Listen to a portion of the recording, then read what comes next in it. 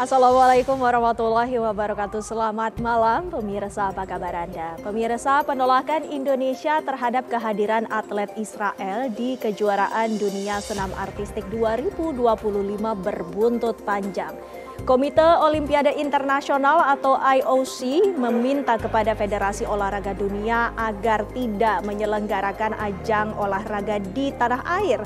Lantas bagaimana sikap dan juga langkah dari pemerintah menyikapi keputusan tegas dari IOC ini?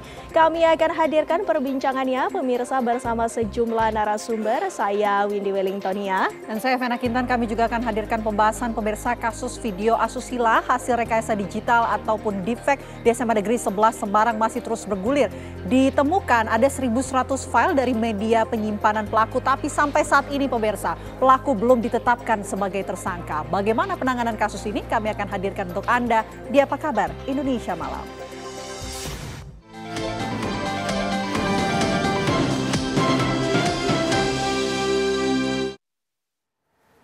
Pemirsa, Ibu Negara Brasil Xanxa Lula da Silva pagi tadi mengunjungi sentra penyelenggara program gizi atau SPPG di Makassar, Halim Perdana Kusuma, Jakarta Timur.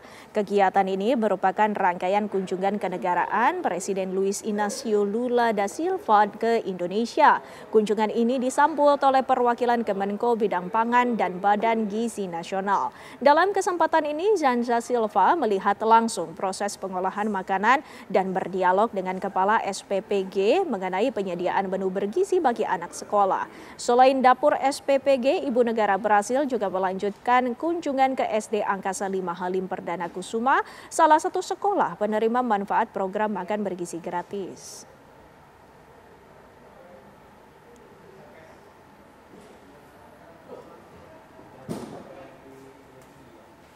Setelah ditetapkan sebagai tersangka dalam kasus pencemaran nama baik mantan Gubernur Jawa Barat Lisa Mariana datang bersama kuasa hukumnya memenuhi panggilan penyidik Barreskrim Polri. Ini merupakan pemeriksaan perdananya sebagai tersangka. Lisa Mariana beserta kuasa hukumnya tiba di Barreskrim Polri pukul 14.28 waktu Indonesia Barat. Ia dimintai keterangan sebagai tersangka dalam kasus dugaan pencemaran nama baik terhadap mantan Gubernur Jawa Barat Ridwan Kamil. Lisa ditetapkan sebagai tersangka oleh Subdit 1 di Tipit Cyber Barreskrim Polri atas laporan yang diajukan oleh Ridwan Kamil. Kuasa hukum Lisa menyatakan bahwa kliennya siap untuk menjalani pemeriksaan. Lisa sendiri menyatakan tidak ada persiapan khusus dalam menghadapi pemeriksaan perdananya sebagai tersangka.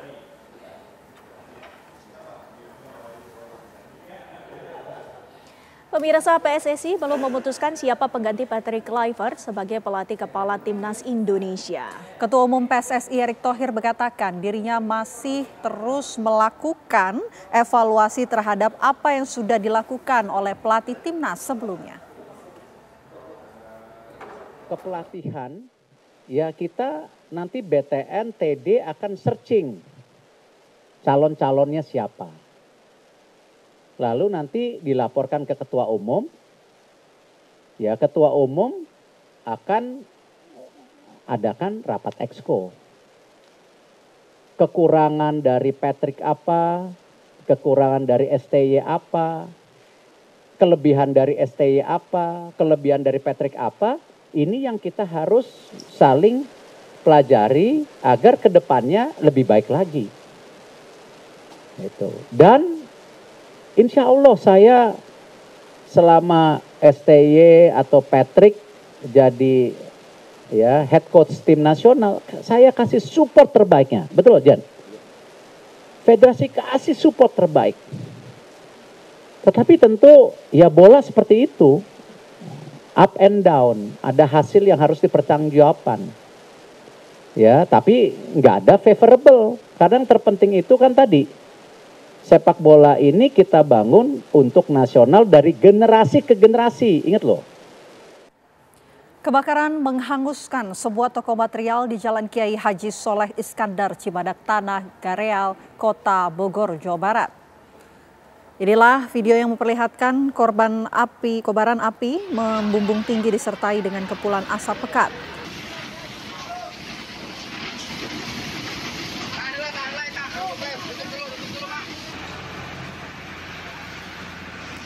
Banyaknya material yang mudah terbakar membuat api dengan mudah melahap dan membakar ludes semua isi toko dan bangunan.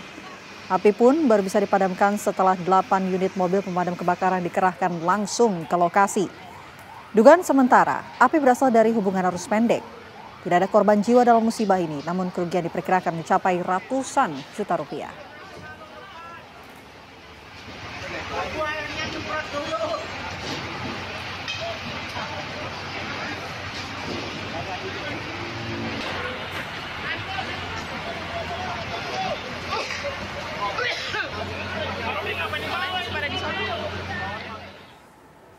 Sementara itu, pemirsa, 4 rumah milik warga terbakar akibat imbas dari kebakaran gudang pengolahan limbah oli di Karawang, Jawa Barat yang terjadi pada Kamis malam.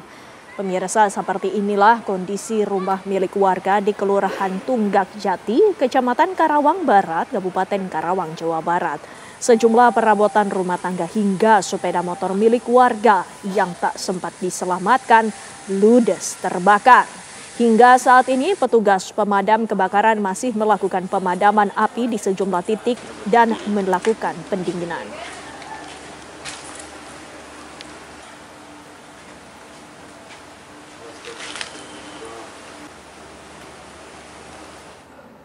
Hingga Jumat ini, banjir yang merendam di kawasan Kaligawe dan lokasi lainnya di kota Semarang belum surut.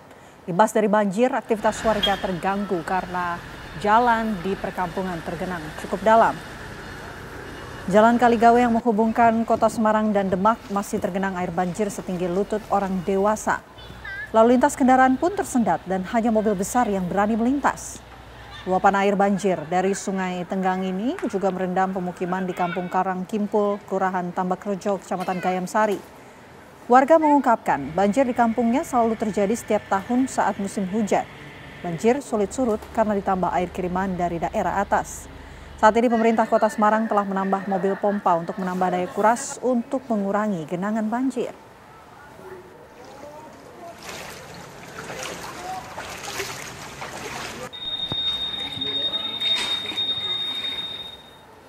Dan pemirsa, banjir di Jalan Nasional Pantura Sayung, Demak, Jawa Tengah belum juga surut. Imbasnya banyak kendaraan mogok dan kemacetan panjang mengular mencapai 10 km.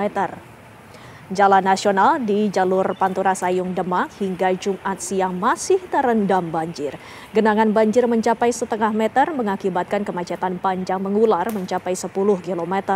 Selain dipicu curah hujan tinggi, banjir di Pantura Demak ini juga diperparah dampak dari gelombang pasang atau rob di Laut Jawa. Warga meminta kepada pemerintah segera menangani banjir di Jalan Raya Pantura Sayung ini dengan cara mengerahkan pompa-pompa penyedot air maupun meninggikan jalan raya.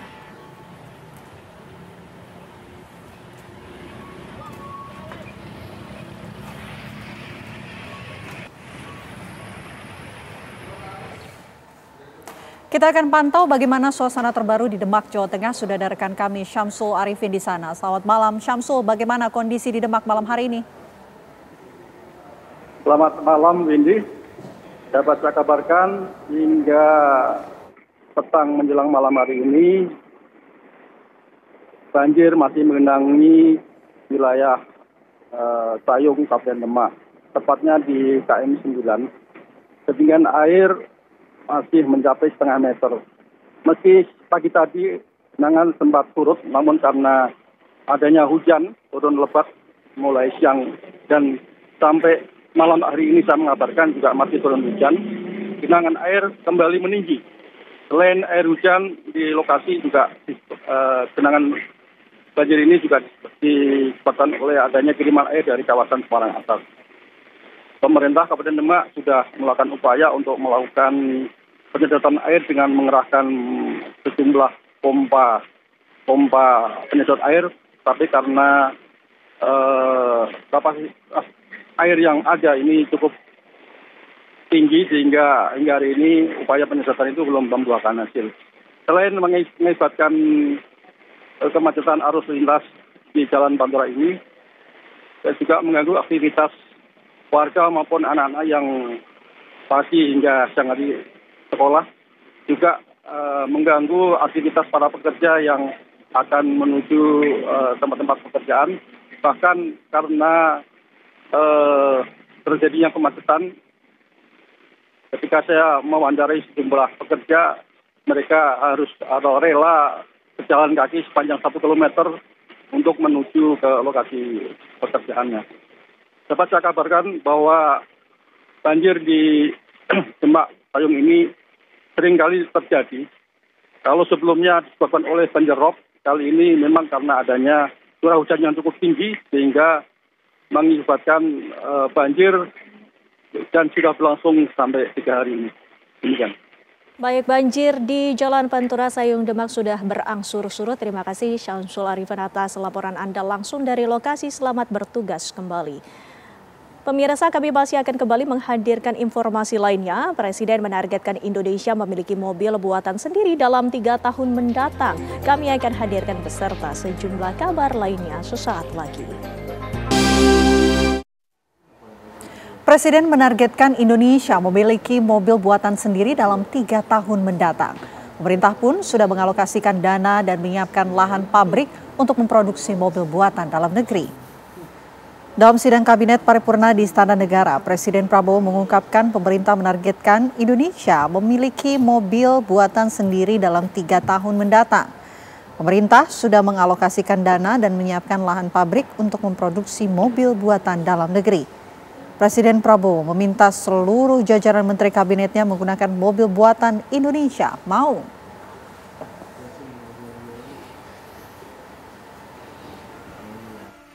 Mulai rintis, kita akan punya mobil buatan Indonesia dalam 3 tahun yang akan datang.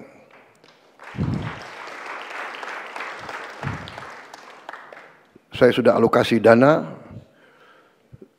sudah kita siapkan lahan untuk pabrik-pabriknya, sedang bekerja sekarang tim. Kita sudah menghasilkan Jeep buatan Indonesia. Jadi sekarang pejabat-pejabat kita, perwira-perwira kita bangga, kita tidak pakai Jeep buatan negara lain. Kita pakai Jeep buatan Indonesia sendiri.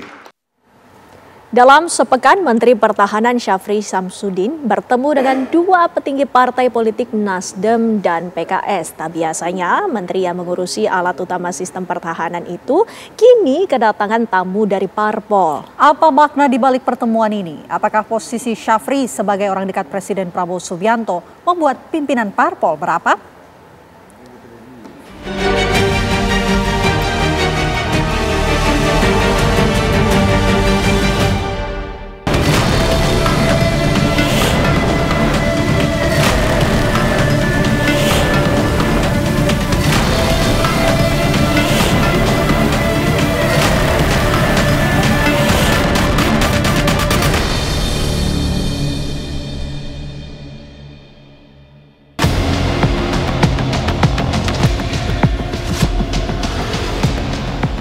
Menteri Pertahanan Syafri Syamsuddin bak bunga mekar yang sedang digandrungi para kumbang demokrasi.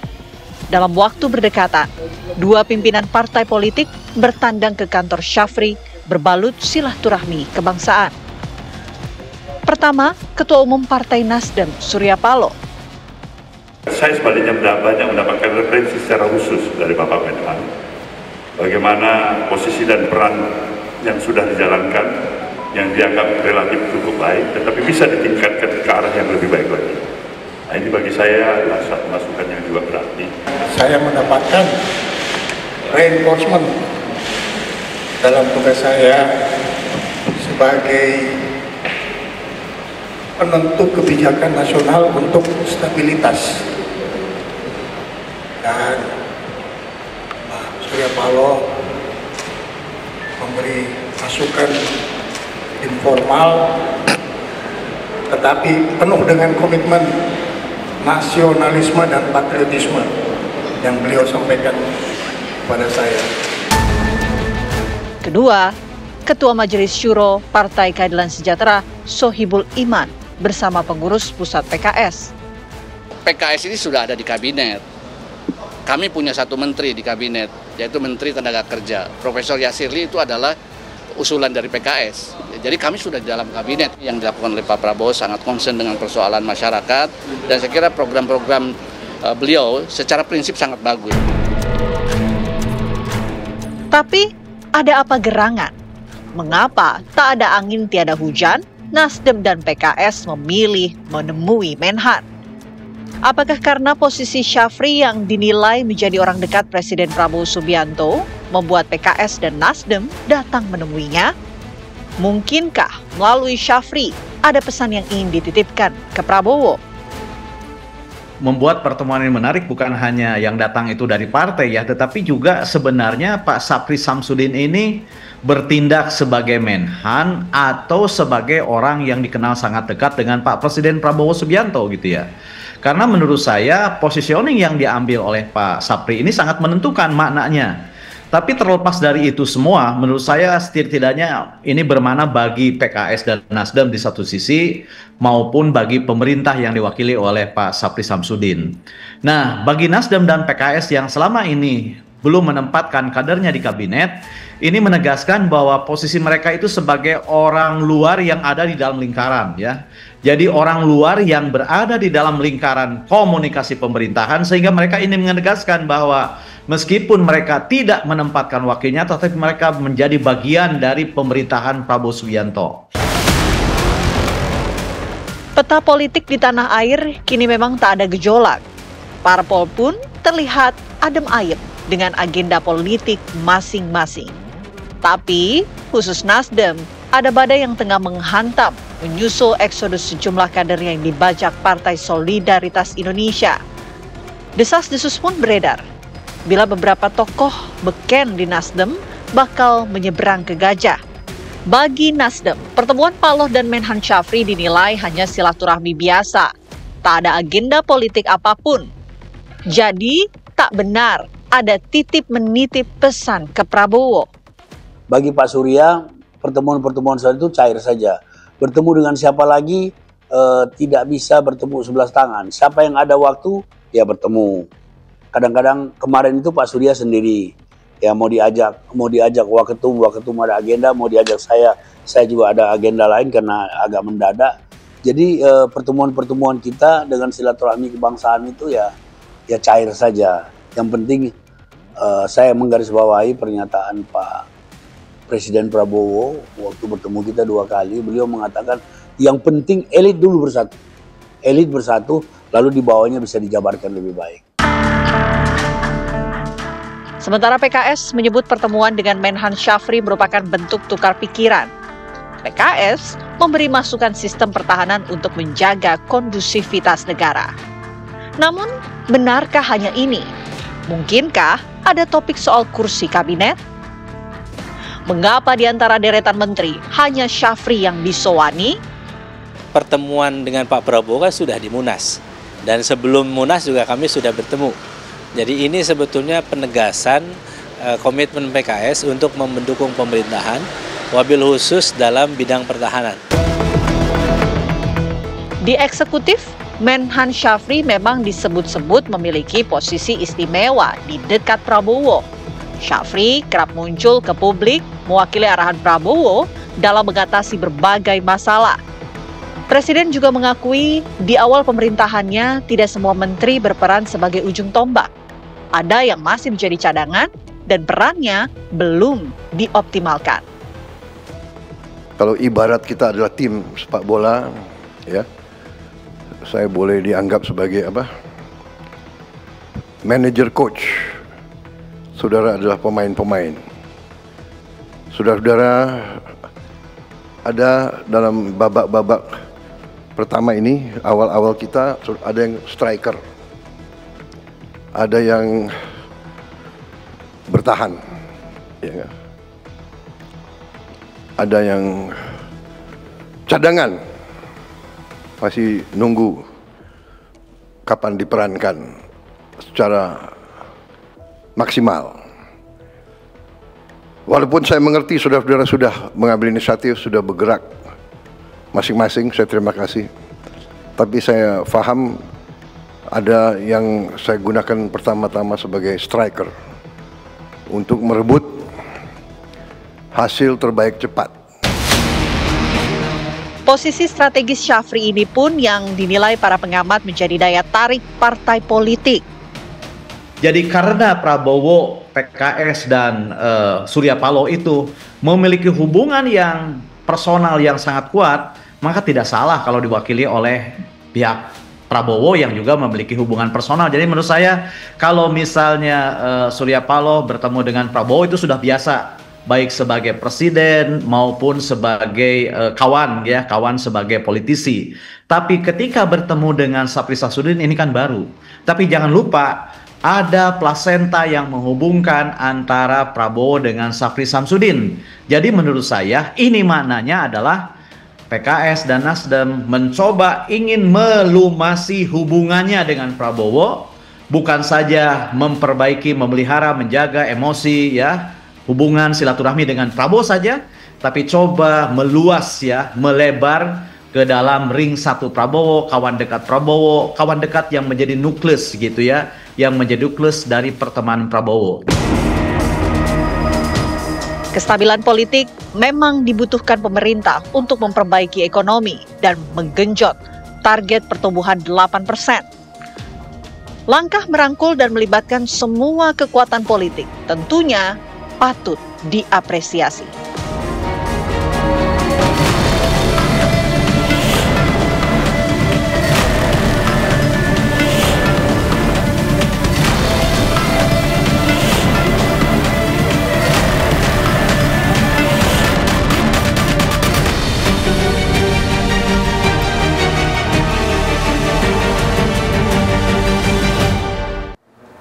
Pemirsa, penolakan Indonesia dalam memberikan visa kepada atlet Israel yang akan bertanding pada kejuaraan dunia senam artistik 2025 berbuntut panjang. Apa konsekuensi yang harus dihadapi oleh Indonesia? Kami akan hadirkan perbincangannya bersama sejumlah narasumber usai jeda pariwara berikut ini. Yaitu tadi yang menjadi tanda tanya besar, apa yang menjadi sikap dan juga langkah dari Indonesia setelah sebelumnya Indonesia menolak untuk memberikan visa kepada atlet Israel yang akan bertanding di kejuaraan dunia senam artistik 2025. Kami akan membahasnya bersama sejumlah narasumber. Di sebelah saya sudah ada pakar dari hukum bisnis internasional, Profesor Aryawan Gunadi. Selamat malam, Prof. Terima kasih sudah hadir bersama kami. Selamat malam semuanya. Ya, selamat malam. Dan juga kami juga akan menyapa staf khusus Menpora, Samara Amani. Selamat malam, Mbak Samara. Selamat malam, Mbak. Selamat malam teman-teman di studio dan yang hadir online. Ya, dan juga kami akan menyapa lalu Hadrian Irvani yang merupakan Wakil Ketua Umum Komisi 10 DPR RI. Selamat malam, Bang Hadrian. Selamat malam, Mbak. Assalamualaikum. Waalaikumsalam warahmatullahi wabarakatuh. Ini menjadi perbincangan yang menarik ya Bapak Ibu, karena kita ketahui bersama bahwa langkah dari Indonesia yang memberikan penolakan terhadap atlet Israel untuk mendapatkan visa dalam kejuaraan dunia senam artistik 2025 ini juga berbuntut panjang dengan adanya sikap dari IOC. Mbak Samara, kami boleh mengetahui sebenarnya bagaimana latar belakang dan juga apa sikap dari pemerintah, Mbak Samara? Ya, terima kasih. Saya kira nomor satu tentu sebagai bangsa, kita semua menyadari bahwa apa yang terjadi di Gaza adalah persoalan kemanusiaan yang tentu menjadi catatan penting bagi kita. Jadi tentu kita pastinya berdiri bersama kemanusiaan, ya kan? Kemanusiaan itu pasti yang utama untuk kita. Namun juga kami tidak ada prejudis, kami tidak ada diskriminasi, dan karena itu kami juga tidak bisa memberikan perlakuan khusus gitu bagi negara-negara tertentu. Dan kami ya tentu gitu ya, meskipun apapun itu kami berpegang pada prinsip sesuai Undang-Undang Dasar 45, sesuai konstitusi kita untuk menjaga keamanan, ketertiban umum, melaksanakan ketertiban dunia gitu ya. Dan tentu kita juga memikirkan kepentingan publik gitu dalam setiap penyelenggaraan event internasional gitu, event olahraga internasional. Dan memang sesuai dengan ketentuan peraturan perundang-undangan yang berlaku, ya Indonesia memang tidak memiliki hubungan diplomatik dengan Israel. Jadi itu memang posisi yang kami pegang. Tentu saja kami bisa dilihat ya kejuaraan dunia selama ini selalu berjalan dengan baik di Indonesia gitu ya. Indonesia selalu menjadi tuan rumah yang baik, pun kejuaraan dunia gimnastik yang saat ini sedang berlangsung di Jakarta juga berlangsung dengan baik. Tapi memang tentu saja kami memiliki prinsip-prinsip yang harus kami pegang teguh gitu ya. Baik, Bang Lalu Hadrian, kami ingin juga mendapat bagaimana pendapat Anda tentang langkah dari pemerintah ini. Silakan. Baik, Mbak Windy. Jadi kami di Komisi 10 sangat setuju di awal-awal persoalan ini bergulir juga kami ikut mensupport apa yang langkah-langkah yang akan diambil oleh pemerintah. Nah, kami setuju karena pertama kita tidak memiliki hubungan diplomatik dengan Israel. Kemudian yang kedua, negara kita sesuai dengan konstitusi bahwa penjajahan di atas dunia tidak sesuai dengan pri kemanusiaan dan pri keadilan. Nah, oleh sebab itu sebagai solidaritas dan komitmen teguh untuk mengakui kemerdekaan Palestina, maka kami sepakat bahwa pemerintah tidak mengeluarkan visa untuk atlet senam Israel tersebut. Nah, berikutnya tentu terkait dengan IOC ini kan di dalam suratnya itu kan rekomendasi, belum merupakan keputusan final. Kemudian masih ada ruang diskusi, masih ada ruang diplomasi. Dan jangan lupa bahwa Menpora kita ini kan juga member IOC. Ya, beliau lebih paham lah bagaimana cara untuk mengkomunikasikan ini sehingga masing-masing federasi olahraga dunia ini pasti akan memberikan kesempatan lah kepada Indonesia untuk menjadi tuan rumah. Nah, kemudian beberapa yang sudah disampaikan oleh Pak Menpora tadi di konferensi persnya juga sudah sangat jelas bahwa posisi kita hari ini dunia internasional masih percaya bahwa Indonesia bisa menjadi tuan rumah yang baik.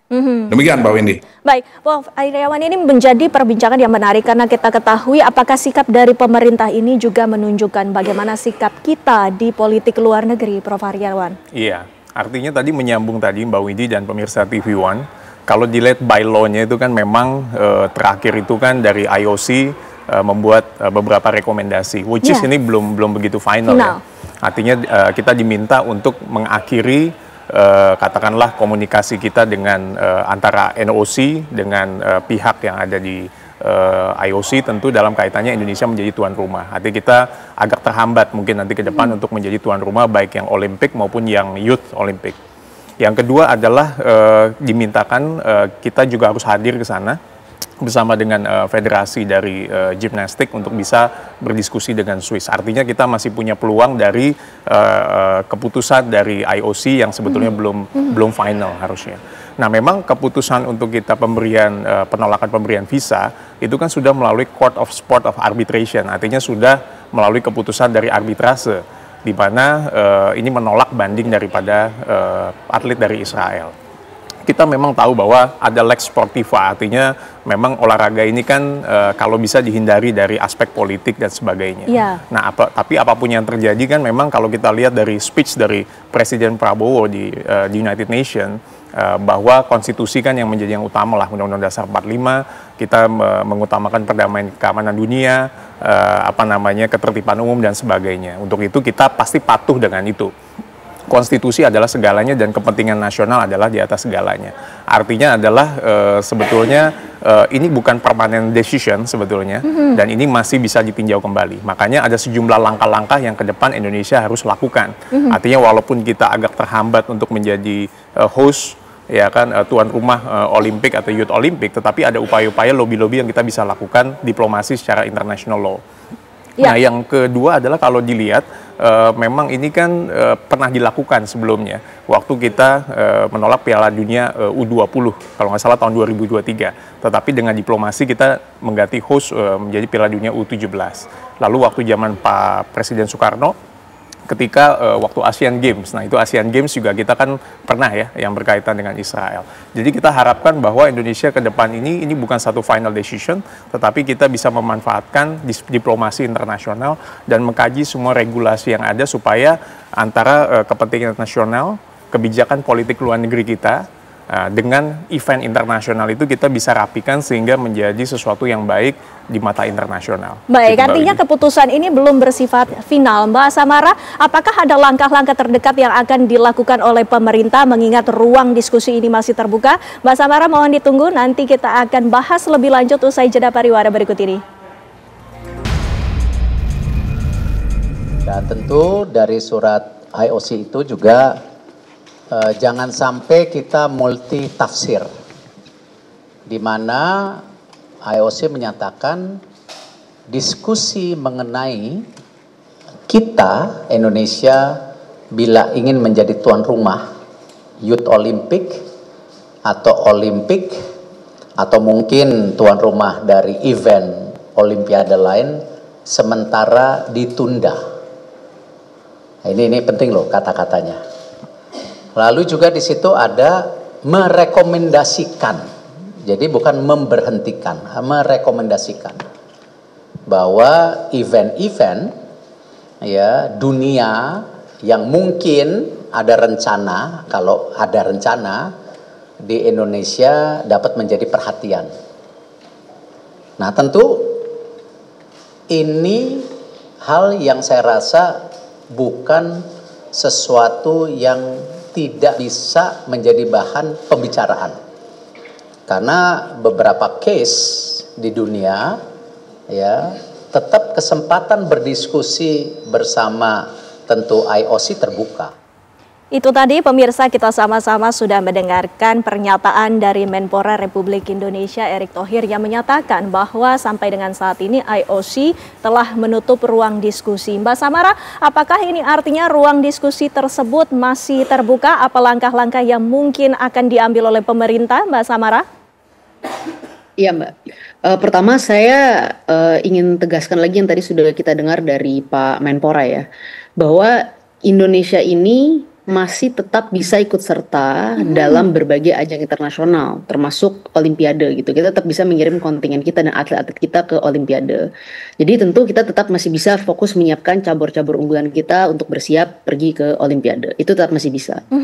Nah, saya ingin sampaikan beberapa poin. Pertama, tentu karena surat IOC itu ada dua hal. Yang pertama, dia memang menunda gitu ya, menunda pembahasan sementara berkaitan dengan Indonesia sebagai tuan rumah dalam berbagai kejuaraan Olimpiade, Youth Olympic, dan event-event di bawah payung Olimpiade tersebut gitu. Nah, kemudian yang kedua, memberikan rekomendasi kepada federasi-federasi internasional atau international federation masing-masing sehingga menjadikan Indonesia perhatian apakah layak menjadi tuan rumah. Jadi potensi kita dalam event-event olahraga internasional yang tidak di bawah payung Olimpiade itu masih terbuka sebenarnya gitu.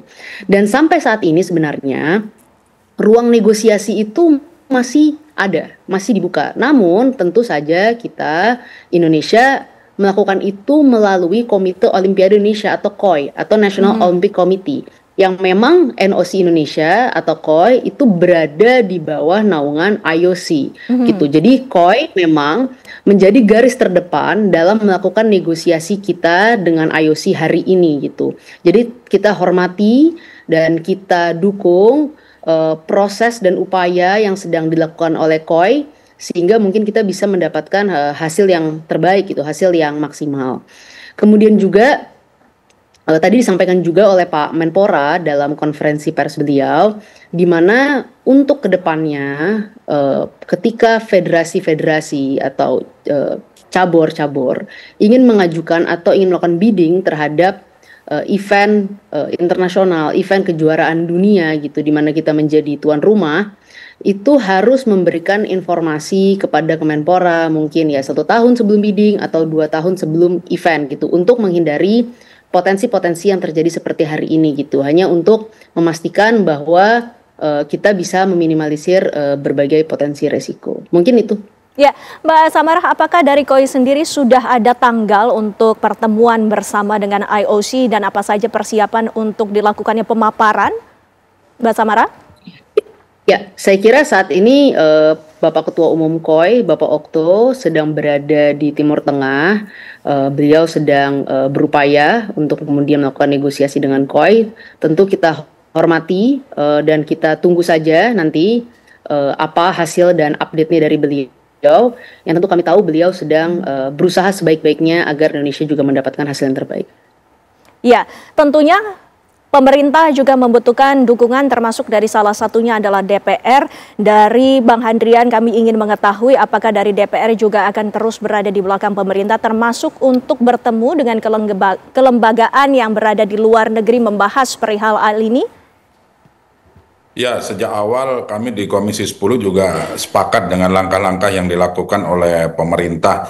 Nah, seperti yang disampaikan oleh Pak Menpora tadi bahwa masih ada ruang diskusi, masih ada ruang diplomasi, maka tentu kepada federasi-federasi olahraga kita ke depan, saya setuju dengan yang disampaikan juga oleh Mbak Samara bahwa jangan terburu-buru menginformasikan kepada pemerintah dalam hal ini Kemenpora jika akan mengadakan event-event internasional yang ada di negara kita, sehingga ketika terjadi hal-hal seperti ini maka kita sudah bisa mengantisipasi atau mencari solusi agar jangan sampai persoalan ini mengakibatkan kita di-ban oleh IOC dan sebagainya. Nah, oleh sebab itu langkah-langkah yang dilakukan, langkah cepat yang dilakukan oleh NOC Indonesia hari ini kami sangat apresiasi, dan tentunya kita sama-sama menunggu mudah-mudahan hasilnya baik, dan tentu kami masih meyakini bahwa IOC akan memberikan kesempatan kepada Indonesia untuk menyelenggarakan event-event internasional. Kami di Komisi 10 sangat mendukung langkah-langkah yang dilakukan oleh pemerintah melalui Kemenpora hari ini. Baik. Demikian. Prof. Aryawan, artinya dengan tadi disebutkan bahwa ruang diskusi ini masih terbuka, bisa juga kita artikan bahwa atlet Israel ini masih kemungkinan bisa bertanding dalam kejuaraan dunia senam artistik 2025, Prof. Aryawan? Iya, jadi artinya kan kalau dilihat bahwa keputusan kemarin itu berkaitan dengan visa yang dikatakanlah tidak diberikan oleh Indonesia adalah sepenuhnya yurisdiksi atau kewenangan dari pemerintah Indonesia, which is based on law, itu sudah diakomodir dan juga diperkuat dengan putusan dari Court of Sport of Arbitrations. Jadi itu sudah final lah berkaitan dengan hal itu. Nah, berkaitan dengan ke depan akan seperti apanya, tentu kita standingnya kan berdasarkan konstitusi, undang-undang dasar, sampai dengan undang-undang keimigrasian dan aturan nasional yang berlaku, dan itu kepentingan nasional tetap harus kita utamakan. Nah, memang kalau dilihat bahwa lewat Presiden Prabowo kan sudah menyampaikan bahwa ada solusi mengenai two-state solutions berkaitan dengan isu Israel dan Palestina. Artinya ini kita akan lihat dalam perjalanannya seperti apanya, tanpa kita juga harus menyampingkan bahwa ke depan akan ada saja peluang-peluang yang ada. Artinya untuk berkaitan dengan asas non-diskriminatif terhadap orang-orang atau terhadap atlet-atlet yang berlaga di kita, dengan menjunjung tinggi konsep dari Lex Sportiva tadi. Tetapi memang yang paling penting adalah solusi-solusi yang ada itu diberikan. Karena kenapa? Karena ini kan semua sudah by law-nya itu kan sudah clear. Artinya memang tadi sudah disampaikan bahwa IOC itu kan juga mengundang NOC, yaitu COI-nya Indonesia, dan juga federasi yang ada untuk berdiskusi. Nah, kita harus mengaktifkan diplomasi aktif, terutama di forum-forum internasional, supaya ke depan Indonesia ini bisa punya Indonesian Hosting Sport Policy Brief lah ke depan. Supaya ke depan artinya kalau kita menjadi host, ini yang harus dilakukan. Ini yang harus dilakukan, ini ada term condition-nya. Kontrak-kontrak pun yang sifatnya internasional, ketika kita menjadi host ke depan, kita pun juga mencantumkan bahwa kita tidak menjunjung tinggi asas-asas sportiva dan sebagainya, tetapi memang tidak bertentangan dengan Undang-Undang Dasar 45 ataupun hal-hal yang bertentangan dengan kepentingan nasional. Jadi ada escape clause yang berkaitan dengan itu, sehingga Indonesia tidak dianggap katakanlah melakukan satu diskriminatif, karena Indonesia kan tetap menjunjung tinggi kepentingan nasional yang tentu di atas segalanya, dan itu yang kita harus junjung tinggi. Dan yang terakhir adalah kita juga harus melihat di mata internasional bahwa Indonesia tetap berperan menjunjung tinggi perdamaian keamanan dunia. Makanya saya bilang ini ketika IOC juga pernah menolak katakanlah atlet Rusia berkaitan dengan invasi ke Ukraina, artinya Indonesia juga pernah melakukan hal yang sama, yang Piala Dunia U20, lalu yang Asian Games dan sebagainya. Tetapi memang kita harus juga menjaga di mata internasional kita pun juga bagus. Artinya Indonesia tetap menjunjung tinggi sportivitas, menjaga perdamaian keamanan dan sebagainya, Mbak. Iya, langkah Indonesia untuk menjaga perdamaian keamanan di dunia ini menjadi hal yang penting, Mbak Samara. Kita juga ingin mengetahui apakah ada negara-negara lainnya yang berada di belakang keputusan dari Indonesia ini, mendukung keputusan dari langkah dari pemerintah Indonesia nanti, Mbak Samara. Kita akan jawab selepas jeda pariwara berikut ini. Kami masih akan kembali, pemirsa. Usai jeda pariwara berikut ini, tetaplah di Apa Kabar Indonesia Malam.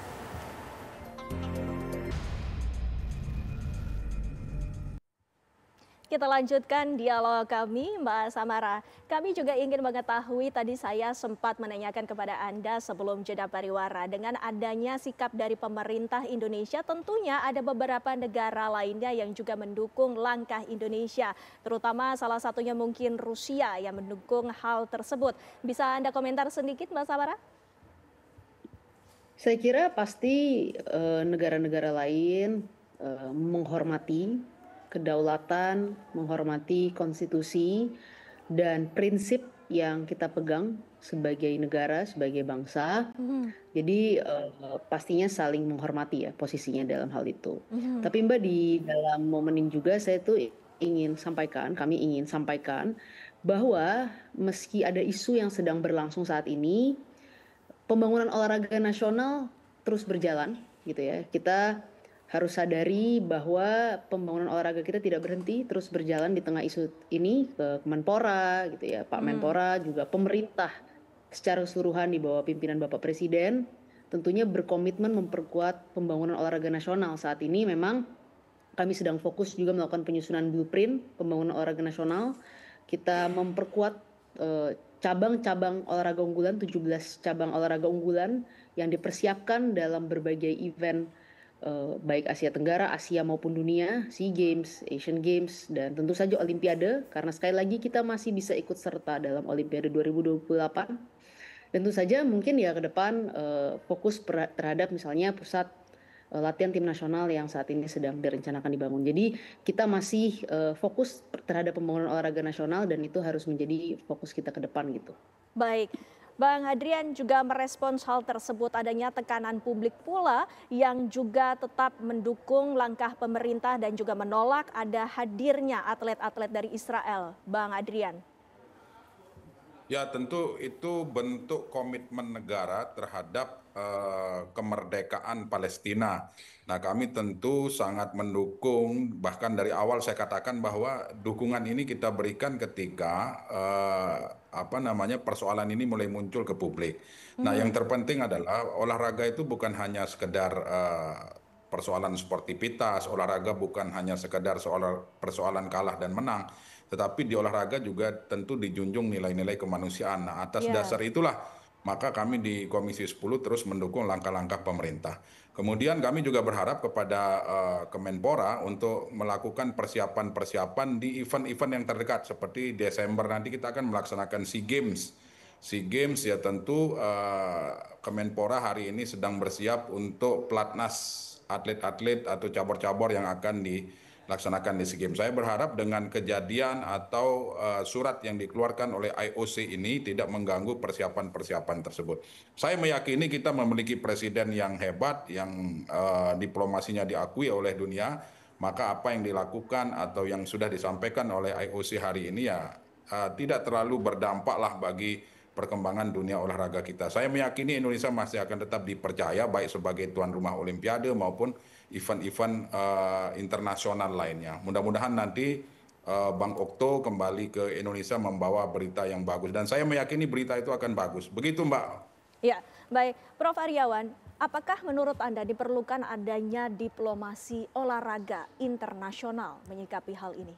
Pasti sangat perlu, Mbak Widi ya. Artinya walaupun kita misalnya dalam kaitan dengan Israel kita tidak memiliki hubungan diplomatik nih antara Indonesia dengan Israel. Akan tetapi memang kita perlu menjalin kerjasama dengan banyak negara. Diplomasi internasional khususnya di bidang olahraga yang sejalan dengan peraturan-peraturan di bidang internasional itu harus dilakukan dan kita tetap harus melakukannya. Apalagi dengan adanya masalah yang berkaitan dengan rekomendasi IOC ini kan kita akan diundang ke Swiss.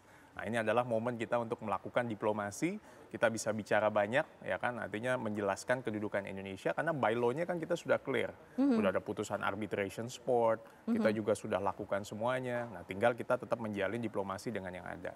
Dan Menpora saya rasa dan juga Kementerian Olahraga pasti juga sudah membuat blueprint kan, blueprint roadmap untuk rencana olahraga ke depan. Dan kita tetap aktif kan, statementnya adalah untuk aktif dalam multinational event kan, olahraga-olahraga yang ada di internasional. Jadi kita tidak akan stop gitu. Nah, yang ketiga adalah yang tadi saya sampaikan bahwa kita harus perjelas ke depan selain diplomasi internasional juga kontrak-kontraknya kita.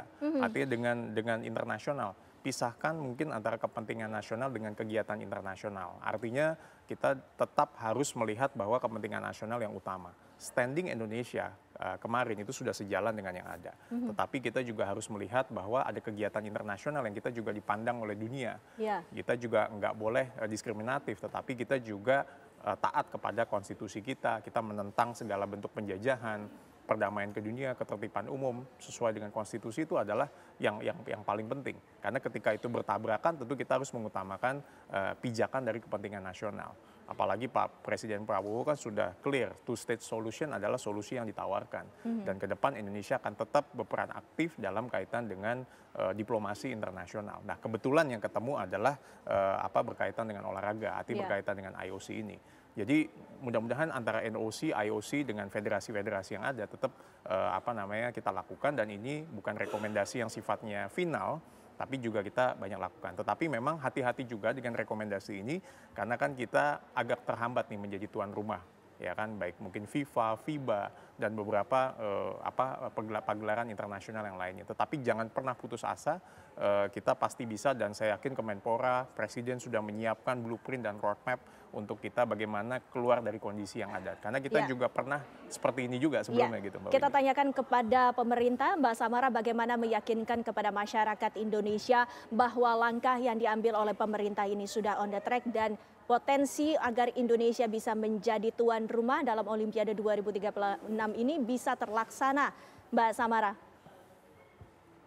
Saya yakin masyarakat Indonesia pasti juga menyadari dan mendukung langkah pemerintah gitu ya, yang tentu saja berpegangan pada prinsip konstitusi kita, prinsip undang-undang dasar kita, apalagi utamanya untuk menjaga keamanan, ketertiban umum. Saya yakin masyarakat Indonesia memahami, menyadari dan mendukung langkah itu.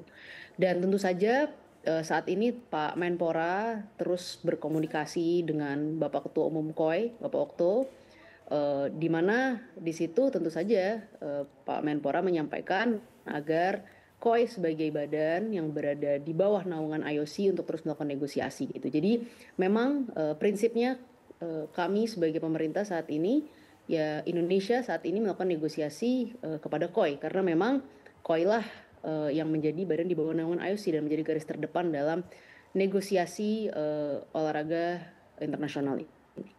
Baik. Terima kasih Mbak Samara, terima kasih Bang Lalu Hadrian, terima kasih Prof. Aryawan. Waktunya bersama kami di Apa Kabar Indonesia Malam. Kita tentunya berharap bahwa kedepannya semua berjalan dengan lancar. Dan pemirsa, kami masih akan kembali selepas jeda menghadirkan dialog lainnya usai jeda pariwara berikut ini. Anda kembali menyaksikan Apa Kabar Indonesia Malam pemirsa. Sebuah perahu berpenumpang di Pelabuhan Banda Neira, Maluku Tengah, Maluku terbalik hingga tenggelam pada Kamis sore.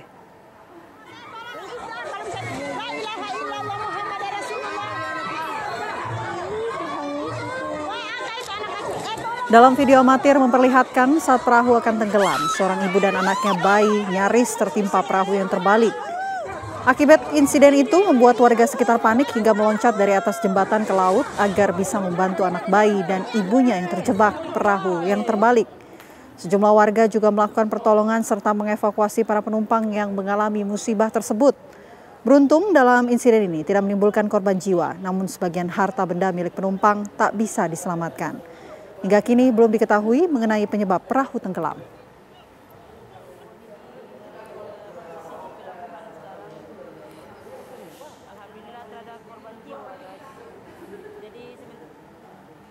Ratusan rumah warga di kawasan Dayakolot, Kabupaten Bandung, Jawa Barat terendam banjir akibat luapan Sungai Citarum. Banjir yang menerjang kawasan Dayakolot, Kabupaten Bandung, Jawa Barat membuat sejumlah kendaraan roda 2 mogok. Selain itu banyak pertokoan tutup akibat genangan air yang merendam dengan ketinggian bervariasi 30 hingga 50 cm. Selain akses jalan, banjir juga menggenangi sedikitnya 150 rumah warga di Kampung Bojong Asih, Kecamatan Dayakolot.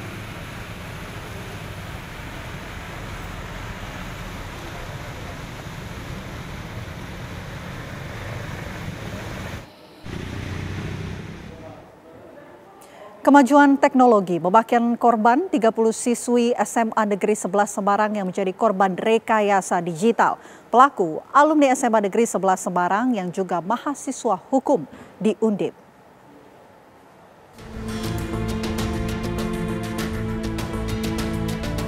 Kasus video asusila hasil rekayasa digital atau deepfake yang melibatkan guru, siswi, dan alumni SMA Negeri 11 Semarang terus bergulir.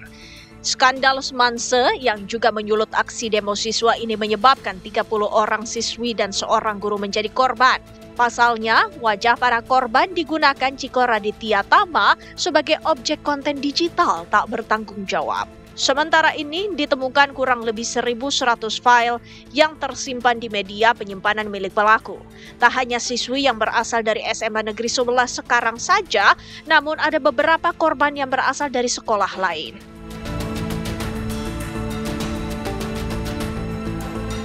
Meski Ciko sudah melayangkan permohonan maaf melalui video yang dibuatnya, namun kondisi kejiwaan para korban tetap harus menjadi perhatian. Pelaku belum ditetapkan sebagai tersangka, meski polisi sudah meningkatkan penyelidikan menjadi penyidikan pada Kamis kemarin. Bagaimana seharusnya penanganan kasus ini dan apa yang harus dilakukan untuk memastikan kemajuan teknologi tidak disalahgunakan?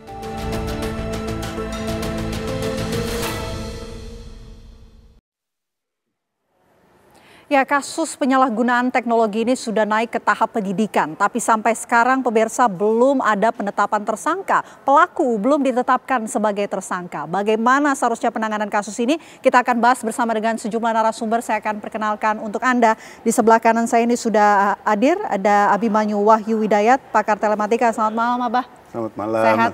Alhamdulillah sehat. Di sebelah Abah ini kami juga sudah bergabung bersama kami ada Mas Heri Firmansyah, pakar pidana. Selamat malam, Mas Heri. Selamat malam, Mbak Vena. Abah, Assalamualaikum warahmatullahi wabarakatuh. Selain dua narasumber yang sudah hadir bersama saya di Studio TV One, pemirsa, kami juga sudah terhubung bersama dengan pengacara dari 15 korban. Ada Mas Bagas Wahyu Jati. Selamat malam, Mas Bagas.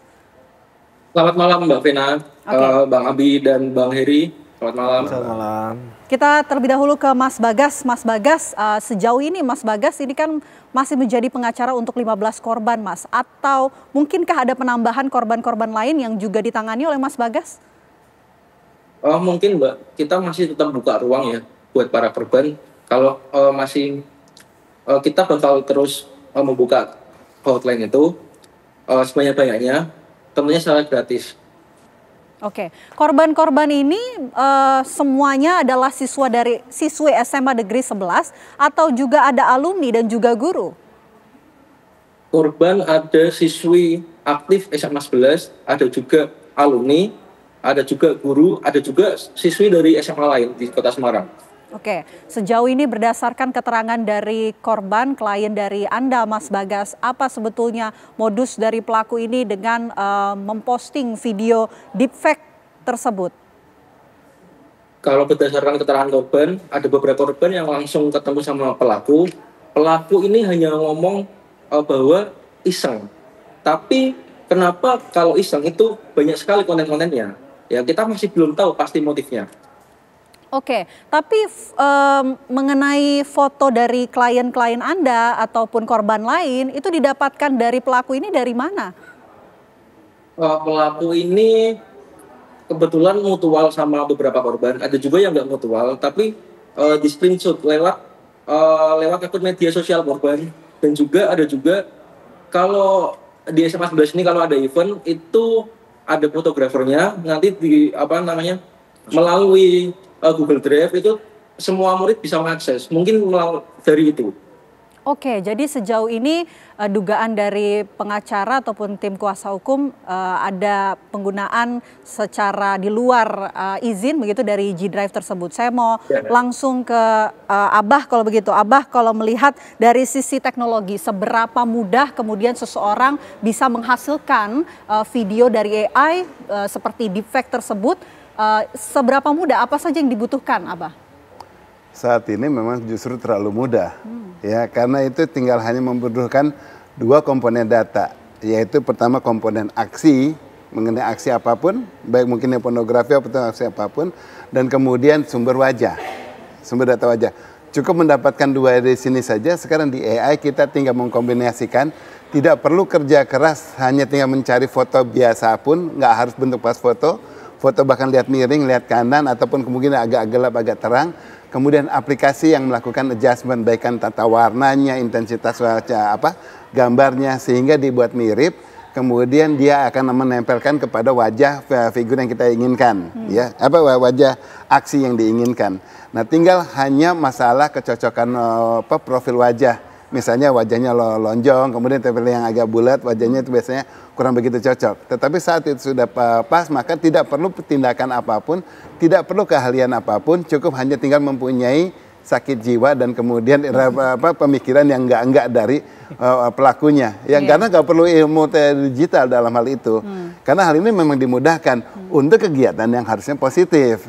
Ya, dan ini kemudian sumber datanya tinggal hanya dilihat di sini dari mana didapatnya. Kalau dibilang dari G Drive, sebuah sekolah misalnya apakah menyimpan data sampai di G Drive? Enggak, berarti kan itu data pribadi atau data rekanannya, data di mana. Nah, kalau itu sudah dimasukkan di dalam situ, berarti ada suatu keniatan dari yang bersangkutan untuk menyimpan data di situ. Nah, saat dia sudah niat, berarti kan sudah ada mungkin misalnya apakah kenal atau tidak kenal, ataupun mungkin justru sentimen, misalnya menyatakan tanda cinta tetapi ditolak sama sekian banyak korban-korbannya. Akhirnya kemudian dia mengungkapkan, dia membuat suatu aktivitas yang kayak gini.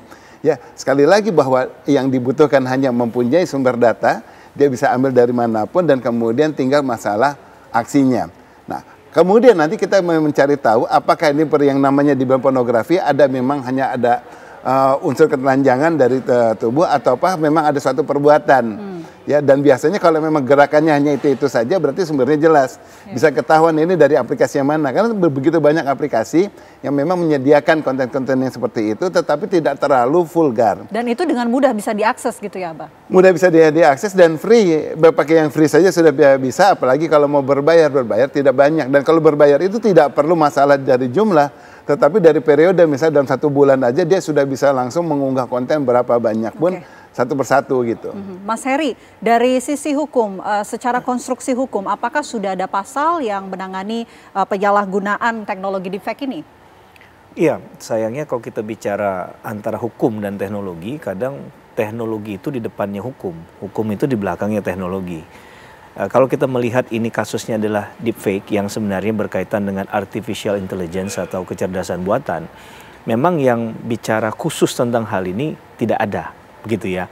Tapi ini bisa dikaitkan dengan pasal-pasal lain, misalnya di dalam Undang-Undang ITE, Undang-Undang 11 tahun 2008 yang terakhir adalah 1/2024 yang bicara tentang misalnya pencemaran nama baik, begitu ya. Kemudian juga mengandung konten yang melanggar kesusilaan atau misalnya dijerat dengan undang-undang pornografi misalnya. Karena kan sesuatu yang sebenarnya tidak pantas dikonsumsi publik gitu ya. Kalau kita melihat sejarahnya, ini menarik sebenarnya Mbak Vena. Saya pernah membaca salah satu sumber yang mengatakan deepfake ini sebenarnya sudah muncul 2017. Nah sayangnya undang-undang kita belum menjangkau ke arah sana. Kalau kita melihat ke negara tetangga di Singapura, ada istilahnya Undang-Undang Manipulation Act. Nah, itu untuk melindungi pengguna internet. Nah, berarti kan mereka hukum ini sudah sangat adaptif begitu ya. Sangat visioner di konteks di Singapura misalnya untuk melihat fakta-fakta gejala yang tidak terhindarkan dari perkembangan teknologi informasi yang tidak hanya membawa dampak positif tapi juga bisa membawa dampak negatif kan begitu. Nah, ini perlindungan hukum ini yang sebenarnya penting. Tapi bukan berarti dengan demikian kita katakan tidak ada sama sekali undang-undang yang bisa menjerat pelaku tadi, gitu ya. Tapi undang-undang yang khusus tentang deepfake ini memang belum ada. Kan deepfake ini kan dia bisa berasal dari video, suara, begitu ya, atau gambar katakanlah, imaji, yang itu sebenarnya rekayasa. Dampak buruknya apa? Kita tidak bisa membedakan yang realitas. Mana yang benar, mana yang enggak. Seakan-akan orang itu melakukan sesuatu yang memalukan, kemudian juga mungkin juga melakukan perbuatan kriminal yang pada hakikatnya tidak pernah terjadi. Nah ini kan bisa masuk ke kategori tadi misalnya pencemaran nama baik begitu kan. Dan menurut saya sepanjang itu kemudian didistribusikan ke lewat internet, di jaring internet, itu akan terekam lama begitu ya, dan Selamanya, mungkin tidak akan bukan lama terhapus. lagi, selamanya. Ya, selamanya tidak akan terhapus begitu. Ini menurut saya kejahatan yang bicara tentang hukum teknologi kemanusiaan harus ada di sini. Mas Heri ditahan dulu karena saya mau kembali ke Mas Bagas. Mas Bagas, kita bicara soal motif dari pelaku ya. Sejauh ini tim kuasa hukum sudahkah mengetahui apa motif dari pelaku kemudian mengumpulkan ataupun membuat video deepfake tersebut? Apakah untuk keuntungan pribadi atau sebetulnya untuk mencari untung? Kita juga belum begitu tahu ya motifnya ya. Kita juga penyidik juga kemarin masih klarifikasi kepada pelaku, dan juga per 22 Oktober ini kan sudah naik penyidikan ya. Pelaku juga belum dipanggil terkait proses penyidikannya. Jadi kita belum tahu motif pelaku ini sebenarnya apa. Ataukah hanya kecanduan pornografi, ataukah untuk dijual, dan kita belum tahu. Mungkin dugaan kita sementara pelaku ini kecanduan konten pornografi. Gitu. Tapi awal mula kemudian klien Anda menemukan bahwa foto mereka atau wajah mereka ini sudah dibuatkan video deepfake ini melalui apa, Mas Bagas? Para korban ini mengetahui itu pertama kali 6 Oktober. Berawal dari salah satu korban itu mencari di akun X atau Twitter. Berawal dari itu. Kemudian salah satu korban ini menginfokan ke teman seangkatannya. Kok ada fotomu di sini? Ini akunnya siapa? Gitu berawalnya, Mbak. Oke. Kalau dari klien Anda, tim kuasa hukum, apakah sudah menemukan berapa banyak begitu yang sudah beredar di internet ataupun di dunia maya, Mas Bagas? Kalau untuk yang sudah diupload di akun X milik pelaku itu ada puluhan. Tapi para korban ini menemukan di dalam HP pelaku, di dalam akun Google Drive-nya, itu terdapat kurang lebih 1.100 foto, itu yang masih mentah. Oke. Puluhan sudah ditemukan di dunia maya. Tapi kalau dari tim kuasa hukum berkomunikasi juga nggak dengan korban-korban lain yang tidak ditangani? Adakah kemungkinan penambahan korban lain dari total sementara ini 30 korban? Untuk sementara kita masih berhubungan sama kurang lebih 30 korban, tapi yang menunjuk kita sebagai kuasa hukum itu baru sekitar 15 orang. Itu Mbak Bena. Oke, Abah, ketika materi ini sudah diupload di dunia maya, bisa nggak sih untuk kemudian ditarik lagi? Selamanya akan ada di dunia maya. Dalam konteksnya begini, kita hanya masalah jeda waktu. Saat seseorang sudah mengunggah di dunia maya, kemudian dalam beberapa detik berikutnya ada yang sudah mengunduh, maka konten itu dihapus sekalipun, ini sudah tidak hilang. Simpelnya kalau orang paling umum deh di WhatsApp, kita mengunggah, mengirim ke teman kita, kemudian salah nih gitu ya, kita bawa ini salah kirim. Tetapi ada yang sudah sempat mengcopy konten tersebut ke folder yang lain saja atau ke grup yang lain saja, maka apa yang sudah dihapus dari grup A itu tidak akan kemudian ikut hilang, yang dari grupnya juga hilang, enggak akan hilang. Baru yang kayak gitu aja, apalagi ini diunggah di dunia maya. Ya dah, di sini harusnya semua orang sudah mengerti faktor ini, apalagi ini pertama mahasiswa hukum dari Undip, kemudian dia anak seorang polisi pula gitu. Ya secara hukum harusnya sudah sangat mengerti, dan ini ada suatu resikonya. Nah, di sini dengan memahami hal yang kayak gini harusnya mengurangi kemungkinan untuk melakukan tindakan-tindakan yang kayak gini. Bayangkan sekarang bahwa suatu konten tersebut ya yang dia unggah, bahkan kalau hanya foto sekalipun itu sudah nggak benar. Kenapa? Karena foto aja, walau dengan posting biasa saja, saat dia mengunggah itu bukan milik dia, itu sudah salah. Nggak jauh-jauh foto, stiker saja. Stiker kalau di WhatsApp kita ada kan cuma hanya stiker, gambar dilucu-lucu kan. Kalau kita menggunakan wajah orang lain, itu akan salah. Kita harus menggunakan wajah kita atau memang figur-figur yang kartun. Walau itu dilakukan sebagai artificial intelligence, kita bisa bikin macam-macam. Saya contohnya, saya membuat stiker, kalau biasa orang lucu-lucu macam-macam, saya pakai wajah saya sendiri, dan ada 130-an stiker, hanya wajah sendiri, nggak mau menggunakan wajah ada yang lain, agar nggak salah. Tetapi apabila ini justru pada konten yang seperti ini jelas salah. Kenapa? Penyalahgunaan artificial intelligence, di mana itu harusnya juga memang sesuatu yang baik, dan dalam arti untuk menyemangati orang dia bisa berkreasi, tapi kemudian sekarang disalahgunakan dengan cara-cara yang kayak gini. Oke, walaupun pemerintah penetrasi ke perusahaan teknologi untuk membantu mencabut semua video tersebut dari dunia maya. Kan ini dunia sosial media, saat itu si pemerintah melakukan langsung sampai ke pemberi layanan, yang di dalam layanan tersebut kan itu sudah bisa terhapus dari Google Drive-nya sudah ada, tetapi sudah hilang. Tetapi saat ada yang sudah mau mengunduh, ini sudah tidak bisa hilang, dan sehingga korban-korbannya ini akan menjadi selamanya menjadi korban. Gitu. Tuntutannya sudah ada. Kalau dibilang pasal, sebenarnya pasal 35 Undang-Undang ITE 11 tahun 2008 yang bisa diberikan kepada yang bersangkutan, gitu. Dijeratkan kepada yang bersangkutan, di mana hal tersebut tidak ada ditulis bahwa pasal ini, hukuman ini akan dihilangkan dengan permintaan maaf saja, kan nggak ada. Gitu. Nah, faktor resiko di sini harus diketahui sehingga bahwa hal yang tidak bisa ditarik kembali di dunia maya dan selamanya menjadi suatu coreng bagi si korban, itu sangat benar-benar lebih parah dari fitnah, ini mah udah jelas gitu. Oke. Mas Heri, ini kan sudah naik ya dari tahap penyelidikan ke tahap penyidikan, tapi sampai saat ini belum juga ada tersangka yang ditetapkan oleh pihak kepolisian. Potensi hukumnya seperti apa? Iya, tentu publik semakin gemas ya, karena ini kan sebenarnya sudah membuat publik gerah juga. Kalau kemudian konten-konten semacam ini, semacam ada permaafan, saya tidak yakin dan percaya kasus ini hanya berhenti di sini. Bisa sangat mungkin ada potensi pelaku-pelaku lain yang tentu tidak kita harapkan, karena kita ingin ya semua menghargai lah ya kehormatan seorang manusia, begitu kan. Semua orang punya nama baik dan tidak ingin tercoreng tadi. Dan ketika itu sudah dimasukkan ke dalam internet, itu kan jadi abadi dia. Kita belum punya tatanan hukum yang bicara misalnya di luar negeri, kalau nggak salah ya, right to be forgotten misalnya, sesuatu yang harus sudah dilupakan.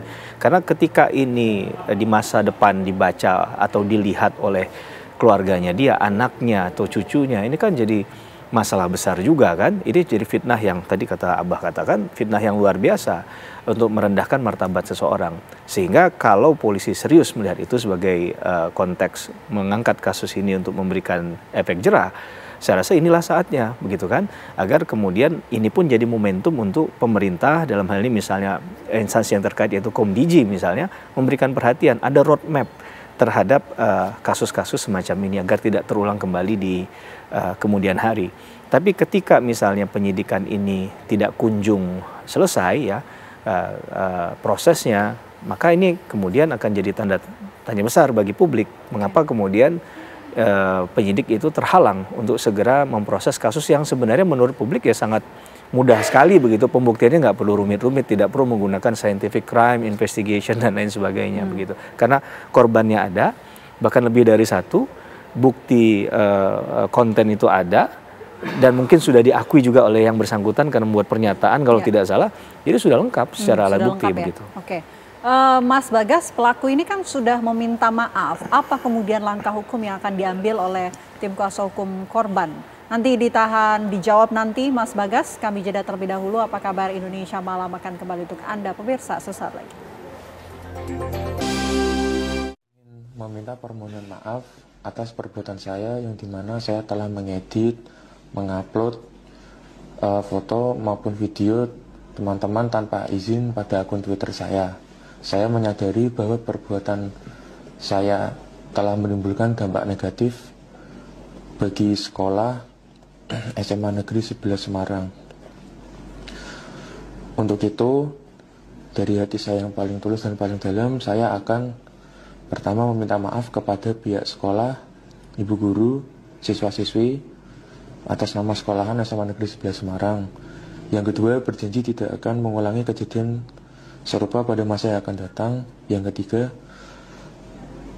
pembuatan video atas judul skandal semansa, baik foto maupun video itu tidak benar-benar ada, namun hanya editan belaka dengan aplikasi AI.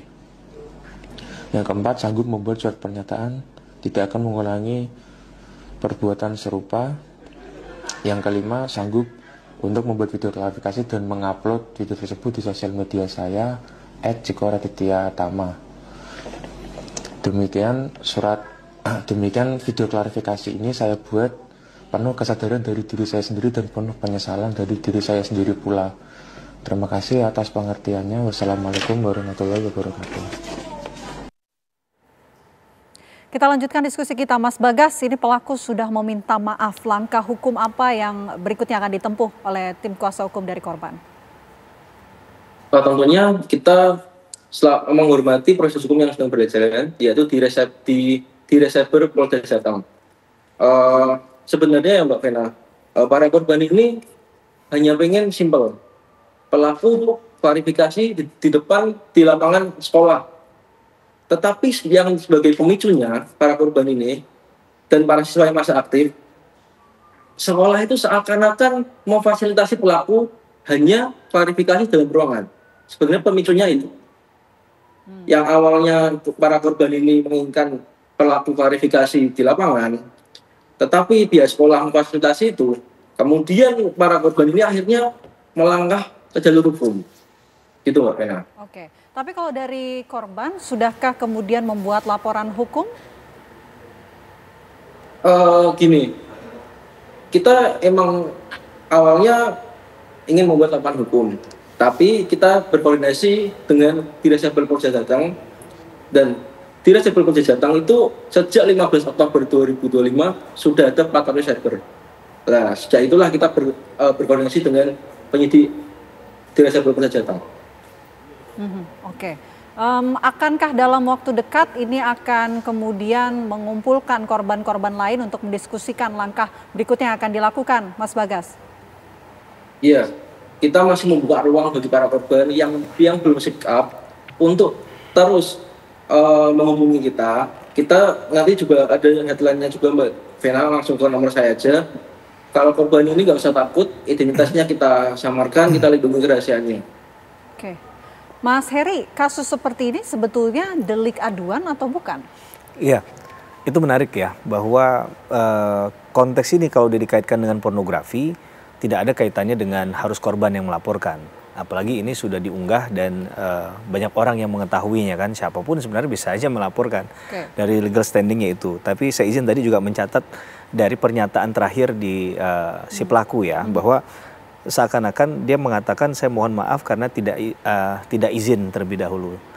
Kalau kita tangkap berikutnya, kalau izin berarti benarkah itu kan gitu. Yeah. Sebenarnya dia ingin menuju kepada kata kalau ada konsensus atau konsen orang itu bersepakat mau, itu seakan-akan benar. Nah, ini juga harus diluruskan dalam diskusi kita malam ini. Konsen atau tidak konsen ya salah begitu, karena aturan ini kan melanggar kesusilaan tadi yang juga diatur dalam KUHP ataupun yang konteks di luar KUHP tadi. Kemudian permintaan maaf yang diajukan sebenarnya tidak menghapus perbuatan pidana yang sudah dilakukan, apalagi para korban tadi. Saya tersentuh sekali mendengar pernyataan dari kuasa hukum pihak korban yang hanya meminta sangat sederhana begitu, permintaan maaf di lapangan sekolah begitu ya.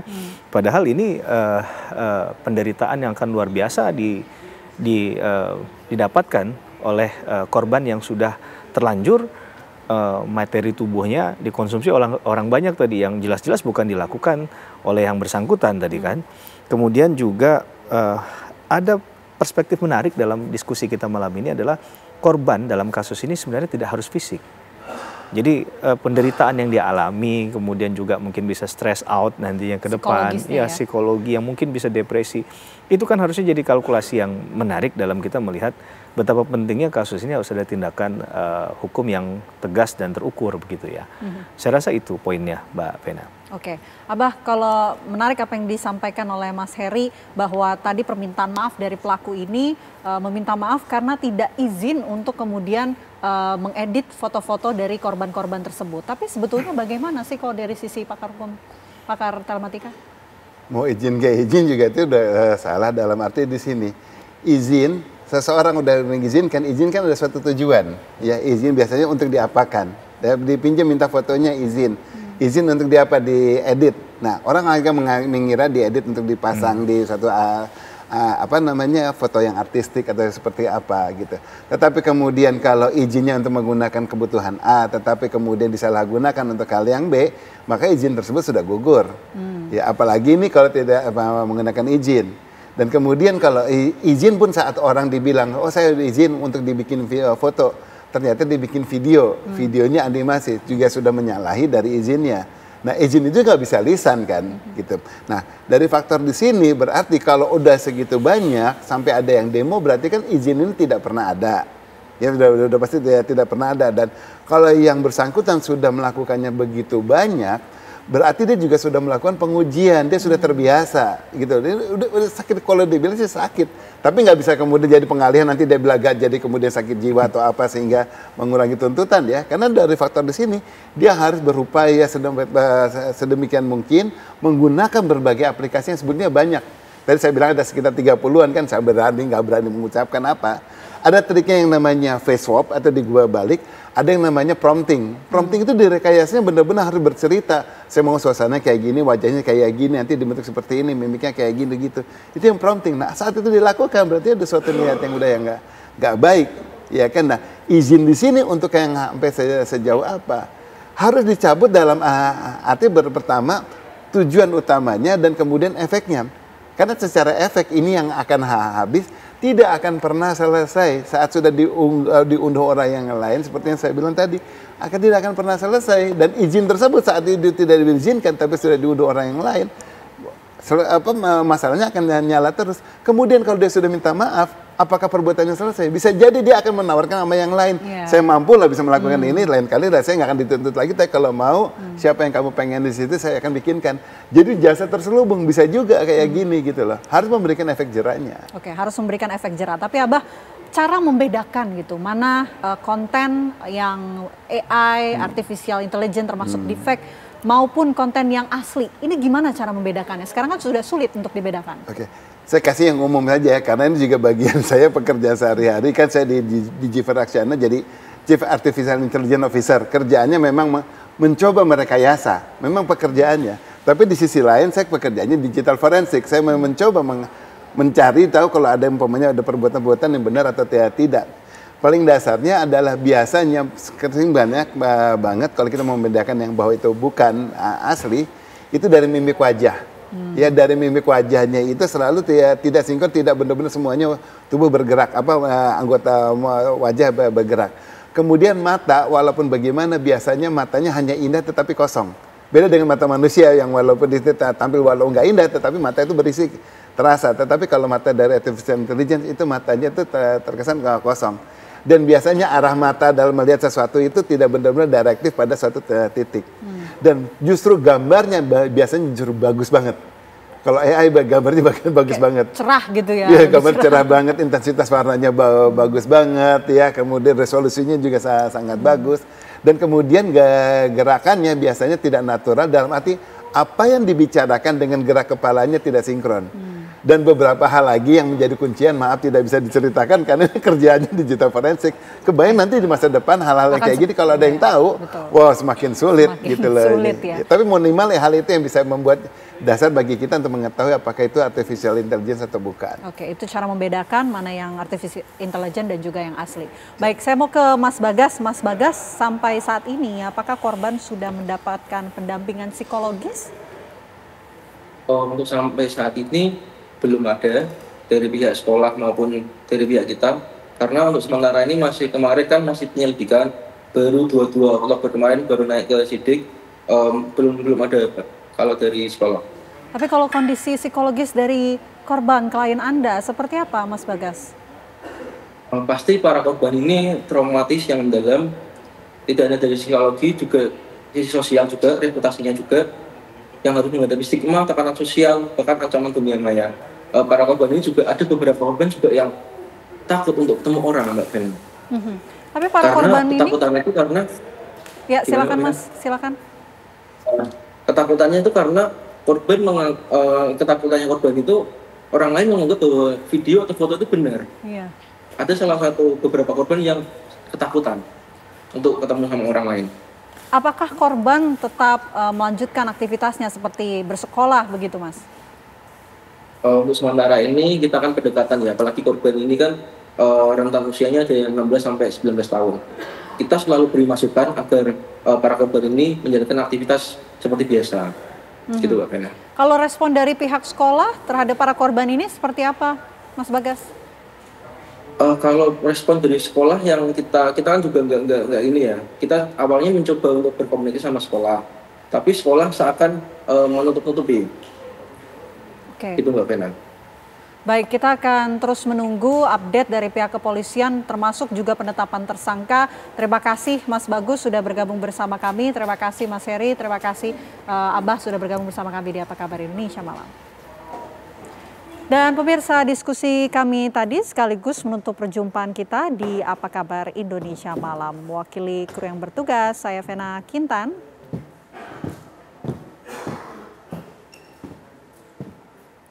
Dan saya Windy Wellington yang pamit undur diri. Terima kasih atas perhatian Anda. Selamat malam, sampai jumpa.